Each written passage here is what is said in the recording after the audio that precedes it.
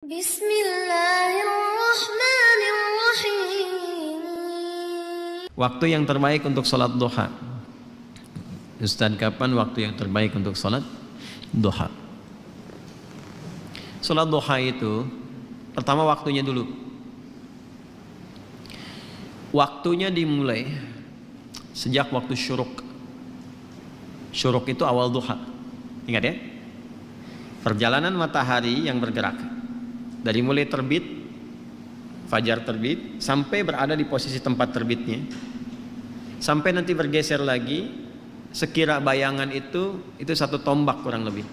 Kalau kita nanam tombak, ya sampai kokoh, ada matahari, bayangannya sudah satu tombak gitu ya, sama dengan itu gitu. Nah, kan nanti bisa jadi memanjang, bisa jadi mengecil kan. Nah itu waktunya syuruk namanya. Pergerakan mataharinya disebut isyraq. Berada di porosnya disebut masyrik namanya. Bayangan yang satu tombak ini itu sudah masuk waktu syuruk. Syuruk itu awal duha. Jelas? Awal duha. Di awal duha ini ada kemuliaan. Hadisnya sahih. Sahih sekali. Di At-Tirmidzi hadisnya. Qala Rasulullah sallallahu alaihi wasallam, Rasulullah SAW bersabda, kama qala, man shallal ghadata fil jama'ati. Di redaksi lain fil masjid. Siapa yang menunaikan salat subuh dengan berjamaah. Di hadis lain di masjid. Jadi ada dua diksi di sini, dua redaksi. Satu ditunaikan berjamaah, yang kedua di masjid. Saya mengambil jalan tengahnya saja. Yang prioritas itu yang dimaksud masjid. Salat di masjid. Tapi kalau ada uzur tidak memungkinkan ke masjid, nah ini. Biasanya sih uzur yang dimaknai di sini ada yang lekat dengan perempuan yang tidak memungkinkan ke masjid karena alasan-alasan yang ditoleransi oleh syariat. Dan itu nanti banyak riwayat menyebutkan statusnya sama dengan sholat yang ditunaikan laki-laki di masjid. Jadi ibu jangan berkecil hati, karena memang hati sudah kecil gitu. Kalau besar kan repot tuh, nggak bisa ketampung. Jadi kalau misalnya suami laki-laki ke masjid dan perempuan tidak memungkinkan karena alasan yang ma'dzur syar'an, ya ditoleransi oleh syariat, itu tunaikan di rumah dan nilainya sama dengan laki-laki yang ke masjid. Nah, kalau ingin dapat awal duhanya syuruknya, maka tunaikan berjamaah di rumahnya. Ya, misal dengan asisten rumah tangga atau ada anak yang nggak ke masjid, misalnya yang perempuan, sama-sama lakukan di rumah. Nanti ada 3 keadaan perempuan yang tidak memungkinkan untuk ke masjid boleh di rumah. Nah, baik. Sebelum 3 keadaan itu saya sebutkan, saya balik dulu supaya tidak terlampau melompat.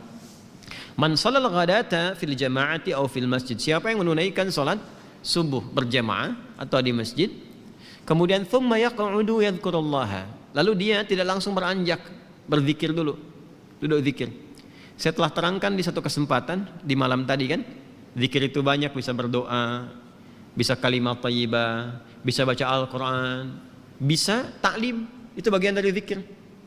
Taklim, kalau ada muhadarah, orang Arab bilangnya muhadarah, kalau kita taklim. Itu paling singkat, paling gampang, dapat sholat syuruk tuh paling enak tuh itu. Kalau Sabtu Ahad kan ada kajian subuh kan, enak kan tuh duduk. Nah itu kajian itu termasuk dari zikir yang mengingatkan kita dengan Allah. Itu dalilnya di Quran surah 3 Ali Imran di ayat 190-191 itu. Inna fi khalqis samawati wal ardi wa ikhtilafil laili wan nahari la ayatin liulil albab. Siapa ulul albab itu? Alladzina yadhkurunallaha qiyaman wa qu'udan wa 'ala junubihim wa yatafakkaruna fi khalqis samawati wal ardi. Nah, tafakkur itu masuk dalam kajian, konteks kajian. Itu sedang berzikir kepada Allah Subhanahu wa taala. Karena itu di hadis Muslim, komen Nabi terhadap orang yang sedang ngaji itu tinggi, menyampaikan 4 kemuliaan. Ya, majtama'a qaumun fi baitin min buyutillahi. Enggak pernah ada orang kumpul di salah satu rumah Allah. Kemudian kumpulnya itu spesifik. Yatluna kitaballahi wa yatadarasunahu fima bainahum. Mereka ngaji di situ. Ngaji, mempelajari ayat, mendiskusikannya. Illa kecuali orang-orang itu sedang disebutkan oleh Nabi mendapatkan 4 kemuliaan. Ghasyiyatuhum rahmah, dinaungi oleh rahmat Allah Subhanahu wa taala, nazalat alaihimus sakinah, diberikan sakinah, ketentaman pada jiwa, ya, kemudian wa haffathumul malaikah, dinaungi oleh malaikat, malaikat banyak berkumpul. Kemudian wa dzakarahumullahu fiman indah. Nah ini dia kalimatnya. Wa dzakarahumullahu fiman indah. Disanjung-sanjung oleh Allah orang-orang ini, ya kan? Sanjung-sanjung oleh Allah di sekitaran makhluk yang ada di dekat arsy. Disebut-sebut namanya. Ya, itu hambaku fulan. Fitnah disebut-sebut tuh. Fitnah nih. Masya Allah datang jauh-jauh dari Jakarta. Sebutin tuh sampai selesai. Ya, Masya Allah. Itu disanjung tuh. Makanya Nabi itu mensupport kita untuk menghidupkan halaqah zikir. Nah, zikir itu salah satunya ada yang memahami dengan ilmu. Majlis-majlis ilmu, majlisul ilmi. Nah, dalilnya dari mana? Yang Al-Mujadalah itu ayat 11. Ya. Ya ayyuhalladzina amanu idza qila lakum tafassahu fil majalisi fafsahu yafsahillahu lakum wa idza qila inshuzu syuzu yarfa'illahu alladzina amanu minkum walladzina utul ilma darajat. Paham ya? Nah, itu gambarannya. Nah, kemudian dia nggak langsung beranjak. Jadi setelah sholat 2 rakaat subuh, ya kan? Nggak langsung pulang, duduk dulu. Ada yang ngaji, ada yang ikut taklim, ada yang tilawah, ada yang ulang hafalan. Nah, sampai tiba bidayatul duha, awal duha. Awal duha itu disebut dengan syuruk itu. Ya, hatta bidayatul duha, sampai tiba awal duha. Ya, fa yusalli raka'ataini. Kemudian dia sholat 2 rakaat di awal duha itu. Fakana alaihi ka ajri hajjin wa umratin. Maka dia mendapatkan pahala yang senilai dengan haji dan umrah. Sempurna. Jangan dipahami sudah haji dan umrah, bukan. Dipahaminya pahala yang senilai itu. Ya, tapi belum tentu dapat kemuliaan sholat misalnya di Masjidil Haram, Masjid Nabawi, itu kan kemuliaan yang lainnya. Tapi pahalanya baik. Apa di antara pahalanya senilai haji dan umrah itu? Ya, berpeluang mendapati surga dan rahmat Allah Subhanahu wa taala. Berpeluang merubah perilaku jadi lebih baik. Kan birrun itu adalah perubahan dari sifat kurang baik menjadi baik. Ketika melekat pada pelakunya disebut mabrur. Makanya di situ disebutkan haji mabrur, haji yang merubah perilaku seseorang menjadi baik. Nah, di antara jalan kalau belum bisa mampu haji atau umrah, konsisten salat syuruk itu awal duha. Kalau orang terbiasa salat syuruk, manfaat utamanya ya itu bisa merubah perilakunya menjadi lebih baik.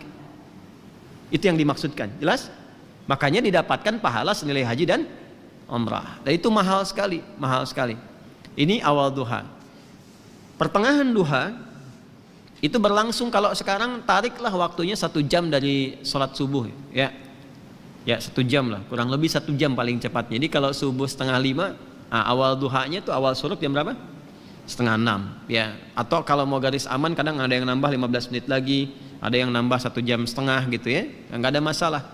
Sampai matahari mulai naik sekitar jam 7:30, jam 8 lah.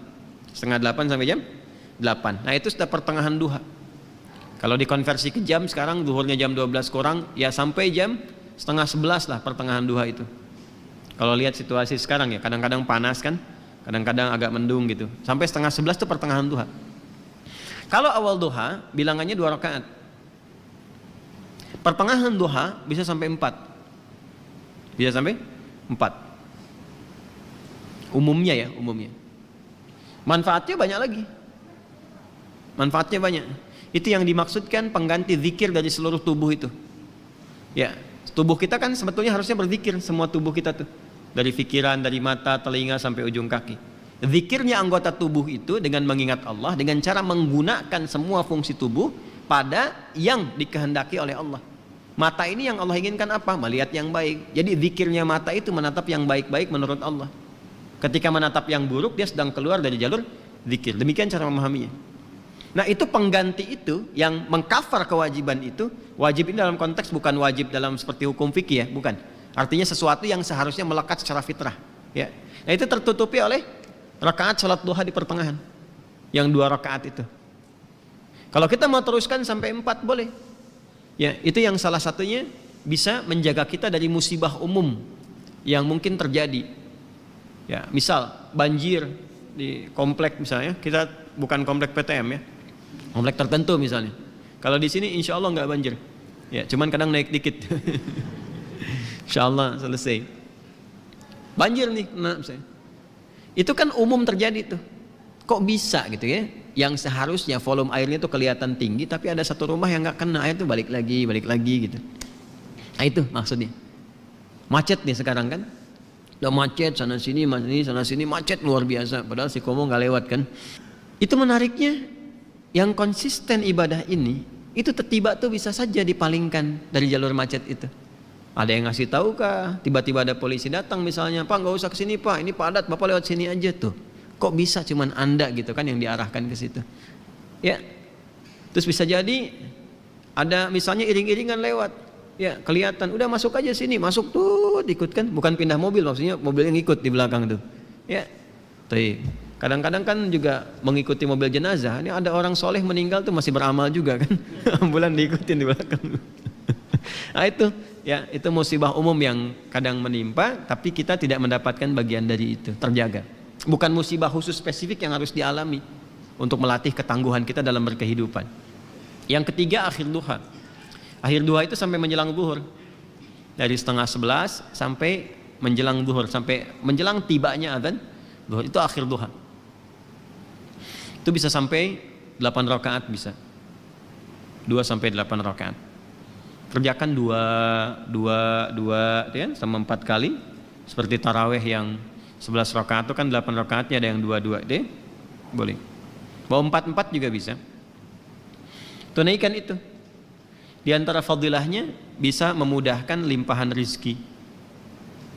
Ya, tapi bukan narik kemudahan rizki sebagai motif atau modus untuk sholat duha.